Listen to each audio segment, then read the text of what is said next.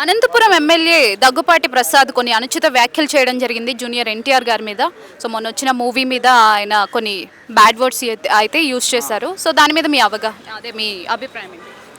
Popularity ఉన్నది, popularity plus ఇంకొకటి ప్రజల్లో అభిమానులు ఉన్న వాళ్ళకైతే ఈ వాల్యూ తెలుస్తుంది. ఊరినే డబ్బు పెట్టి ఊరినే బయట తిరుక్కుంటూ ఉన్న వాళ్ళకి అభిమానం గురించి తెలియదు. వాళ్ళు ఏమంటారు, ఈవీఎం స్కాములతో గెలిచాము, మేము ఎమ్మెల్యే, మా పదవులు ఉన్నాయి, అవి ఇవన్నీ మాట్లాడుతున్నారు తప్ప అంతకు మించి అయితే ఏం లేదు. అతనికి ప్రజల్లో నుంచి వచ్చిన నాయకుడికి అయితే వాల్యూ తెలుస్తుంది. ఇతనికి ఏమి డబ్బుతో వచ్చాడు, ఈవీఎం స్కాములతో ఎమ్మెల్యే అయ్యాడు, అతనికి ఏం తెలుస్తుంది? ఇంకా ఇతను ఏ రోజు ప్రజల్లో తిరిగిన అతను అయితే కాదు. ఎమ్మెల్యేకి పోటీ చేస్తున్న 3 months 4 months నుంచి బయటకు వచ్చాడు అంతే తప్ప ముందు వైసీపీ గవర్నమెంట్లో ఎప్పుడు బయటకు వచ్చి తిరిగిన అతను అయితే కాదు. అది పరిస్థితి. ఇంకొకటి ఎన్టీఆర్ గురించి మాట్లాడుతున్నాడు.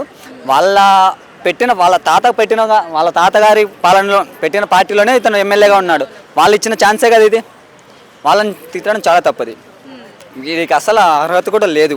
ఇంకొకటి అంటే ఆయన ఏమంటున్నారంటే అది నా వాయిస్ కాదు, ఏఐ జనరేటెడ్ వాయిస్ అని చెప్పేసి కూడా ఆయన తోసిపుచ్చుకుంటున్నారు. మరి ఓకే, ఏఐ జనరేటెడ్ వాయిస్ అంటున్నారు కదా. అటు సైడ్ మాట్లాడింది ఎవరు? గుత్తా ధనంజయ నాయుడు. అతను టీఎన్ఎస్ఎఫ్ జిల్లా స్టూడెంట్ యూనియన్ జిల్లా అధ్యక్షుడు. అతను తెలుగుదేశం పార్టీనే, ఇతను తెలుగుదేశం పార్టీనే.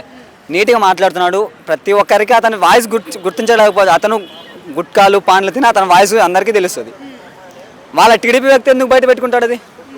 అది పరిస్థితి. మరి ఇలాంటిదే వేరే పార్టీ వాళ్ళు, వైసీపీ కానీ ఇంకేదైనా పార్టీ వాళ్ళు చేస్తుంటే మరి పరిస్థితి ఎలా ఉంటుంది అంటారు? ఇంకా మాట్లాడకూడదు. కానీ ఇంకా పవన్ కళ్యాణ్ కానీ, చంద్రబాబు కానీ, నారా లోకేష్ కానీ ప్రతి ఒక్కరు దాన్ని ఎలా అంటే అలాగా చూపించేవాళ్ళు. ఇప్పుడు అదే సొంత టీడీపీ పార్టీ వాళ్ళు కాబట్టి ఎవరు బయట పెట్టుకోలేకుండా ఉన్నారు. ఎందుకంటే పెట్టుకుంటే మర్యాద పోతుంది. పెట్టుకుంటే మన పార్టీ వాళ్ళే కదా, అది ఇది నేను కలిసిపుచ్చుకుంటున్నారు. దగ్గుపాటి ప్రసాద్ గారి మీద ఎలాంటి చర్యలు తీసుకుంటే బాగుంటుంది?